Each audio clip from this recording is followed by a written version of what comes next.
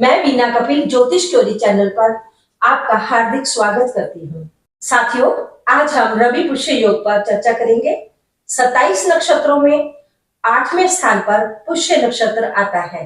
जब कभी रविवार को यह नक्षत्र आता है तो इस संयोग को रवि पुष्य योग कहते हैं। इस योग में विवाह के अतिरिक्त सभी शुभ कार्य किए जा सकते हैं, अर्थात इस योग में विवाह करना वर्जित है। रवि पुष्य योग में जड़ी बूटी तोड़ना और तोड़कर औषधि तैयार करना, किसी विशेष रोग में रोगी को औषधि देना बहुत शुभ होता है।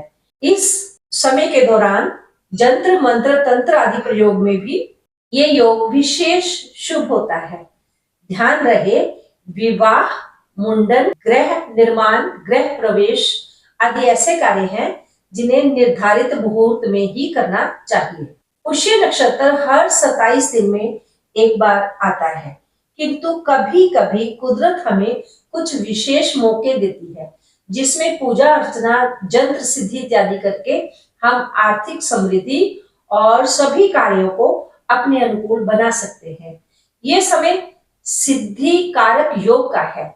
यदि आप पुत्र प्राप्ति के लिए कोई धार्मिक अनुष्ठान करना चाहते हैं तो इस समय के दौरान आप कर सकते हैं। आप किसी संस्था में प्रवेश करने जा रहे हैं तो कर सकते हैं। ज्ञान प्राप्ति के लिए अथवा मंत्र सीखने के लिए ये समय बहुत शुभ होता है। इस बार 2024 में ये योग 9 जून, 7 जुलाई और 4 अगस्त को लगातार 3 महीने आ रहा है। इन 3 महीनों में यदि आप जीवन के किसी जंजाल से निकलना चाह रहे हैं तो ये समय सही समय है।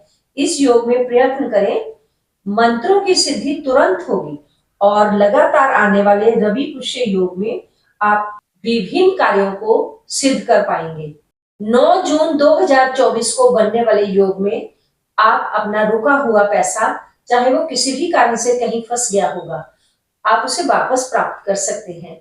इस दिन किसी नए कार्य की शुरुआत भी कर सकते हैं, क्योंकि इस दिन 4 ग्रह विशेष रूप से एक्टिवेट हो रहे हैं। परंतु 9 जून को आप जो विशेष प्रयोग रवि पुष्य योग पर किया जाता है वो नहीं कर पाएंगे, अर्थात इस दिन आप जड़ी बूटी का प्रबंध नहीं कर पाएंगे, क्योंकि ये योग रात्रि 8:20 से शुरू हो रहा है और आप जानते हैं कि रात्रि के समय किसी भी पेड़ पौधे को नहीं उखाड़ा जाता, इसलिए आप जड़ी बूटी उखाड़कर घर नहीं ला पाएंगे।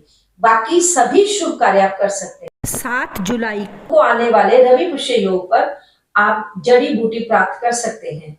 9 जून को आने वाले रवि पुष्य योग पर अगर आप कुछ विशेष उपाय करेंगे तो आपको कई गुना अधिक धन लाभ होगा। आप उत्तम स्वास्थ्य पा सकते हैं। मान सम्मान, जश और भौतिक सुख संसाधनों में वृद्धि के योग बनेंगे। रवि पुष्य योग एक शक्तिशाली योग है, 1000 गुना धन का लाभ देने वाला योग है। हमारे अच्छे कर्मों का शुभ फल हमें प्राप्त होगा और यदि किसी कारण हम कोई गलती कर चुके हैं तो उसका पश्चाताप करने का भी ये सही समय है। हम दान कर सकते हैं या फिर विशेष पूजा पाठ से पश्चाताप कर सकते हैं। पुष्य नक्षत्र के स्वामी शनिदेव हैं। इस नक्षत्र के देवता बृहस्पति हैं। रविवार होने से सूर्य देव तथा चंद्रमा कर्क राशि में होने से चंद्रदेव की विशेष कृपा प्राप्त होगी। 9 जून वाले पुष्य योग में 5:21 शाम से वृद्धि योग भी हमें मिल रहा है। इस दिन जो भी कार्य करेंगे उसमें वृद्धि ही होगी।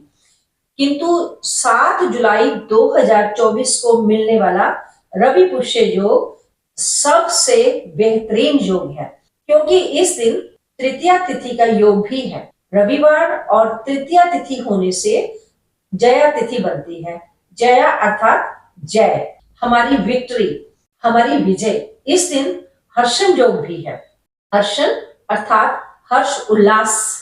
इस दिन अभिजीत मुहूर्त 12:04 दोपहर से लेकर 1:01 दोपहर तक है।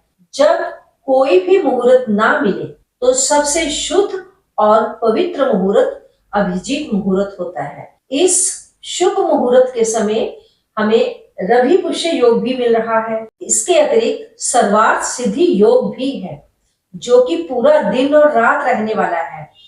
आप हर प्रकार के मंत्र तंत्र साधना कर सकते हैं, आपको सिद्धि अवश्य मिलेगी। इस दिन विजय मुहूर्त भी है, जो कि दोपहर 2:54 से लेकर 3:50 शाम तक रहेगा। विजय की कामना से किया गया हर कार्य पूर्ण होगा।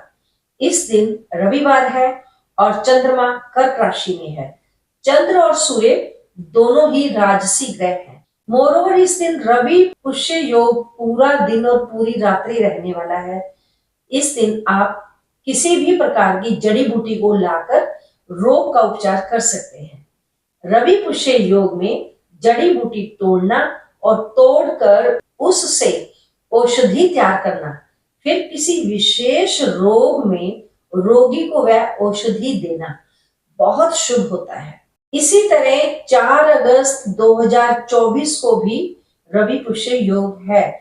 ये योग केवल दोपहर 1:26 तक ही रहेगा, लेकिन इसमें भी एक चीज शुभ है। इस योग के दौरान सिद्ध योग 10:38 सुबह तक हमें प्राप्त हो रहा है। ये एक शुभ समय है। 7 जुलाई 2024 को मिलने वाला रवि पुष्य योग अनेकों सिद्धियां देने वाला योग है। ये एक विशेष दिन, विशेष मुहूर्त है। इस दिन आप कुछ मेहनत करके अपनी सारी इच्छाओं की पूर्ति कर सकते हैं। इस दिन क्या कार्य करें? आप नहा धोकर पीले वस्त्र धारण करें, मंदिर जाएं और भगवान शिव को केसर मिला हुआ कच्चा दूध अर्पित करें तथा भगवान विष्णु को चने की पीली दाल अवश्य चढ़ाएं।